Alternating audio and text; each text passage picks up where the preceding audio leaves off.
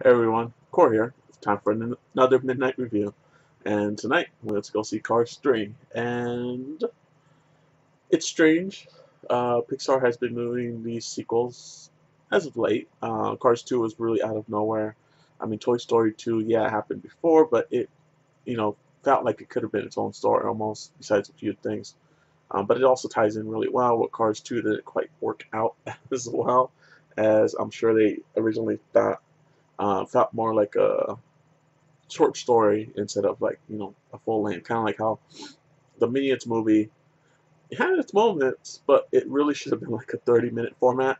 Same with Cars 2, it could have worked the same way. But Cars 3 is completely different. From the first teaser trailer that they showed literally like a very realistic world. First of all, it's really impressive to see the detail that they put into these movies now, and Pixar is just above and beyond anyone else. Compared to anyone else, nobody could touch them. Um, but nonetheless, it starts off with Lightning McQueen crashing, and it looks very realistic. Besides, the car eyes, it looks like a real life crash, which is really impressive and a little scary, but because of how realistic these movies have come and how far technology has gone. It is for the best, of course, because it makes a lot of it more grounded feeling. It links us closer together to past that uncanny valley kind of thing. Even though, of course, we're talking about talking cars, but nonetheless, the environments just look amazing in this movie, and it's something that they kept up with since The Good Dinosaur, which really showed off what they can do as far as environmental. Even Finding Dory had really impressive detail in the background, and it's just crazy how photorealistic things have gotten, even though they're completely, 100% made from scratch. So it's really cool. So yeah, visually it's a stunning movie. Sound wise, it's amazing as well. Uh, if you definitely have the chance to definitely see it in Dolby uh, Atmos, because there are some really good sound, foliage workers here that just make everything sound more real. It more grounded, more better. um, Besides that, Owen Wilson, of course, is back again as Lightning McQueen. Uh, yeah, Larry the Cable Guy is, yeah, Tow Mater, but he plays a lot smaller part in this one. A lot of all the voice actors pretty much come back for the roles. There's a few couple new characters, which is the trainer for Lightning McQueen that gets him back up and running for the new season, because the previous season he has a little bit of an accident, which you see in the trailers. And it's one of those movies. Yeah, it's you know the one guy that was the young buck becoming a vet, and now there's the new batch of bigger and better racers that are just starting to show them up. And it's that movie. Yeah, it we've seen it 100 times, and they do enough to make it you to make it its own. Granted, it's the same story we've seen, but the way that they write it and the way that they connect everything works really well. And I think, yeah, it's not too original, but they definitely give it enough spin to make it feel a little more original than something you've seen. Granted, of course, this is mostly for kids, so this is probably the one thing that a lot of kids will associate with the vet coming back and beating the rooks, kind of movie that Rocky kind of feel, especially the Rocky like 4 and 5s where, yeah, he's already old, Rocky Balboa, he's past his prime for sure, and he comes back and wins. But nonetheless, everything about this movie is really great. It's definitely going to do really good. I have all the confidence in it that it is going to do very well. Um, it's interesting to see Pixar do these sequels, especially now that they're starting to do them more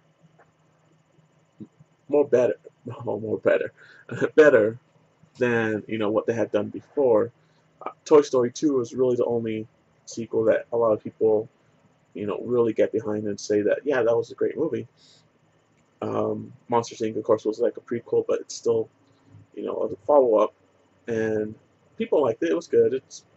It's Animal House with monsters for kids, so can't complain too much. I do love Animal House, uh, but it's not the meaning behind it wasn't as deep as in here in Cars 3. Cars 3 definitely puts a better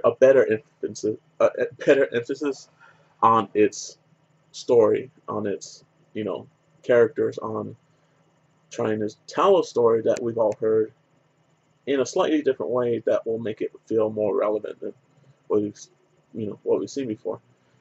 And I know I just said the exact same thing that I said in the last 4 minutes and 30 seconds right there, but that's why I can't spoil this movie too much because yeah, if you watch the movie, you know what's gonna happen.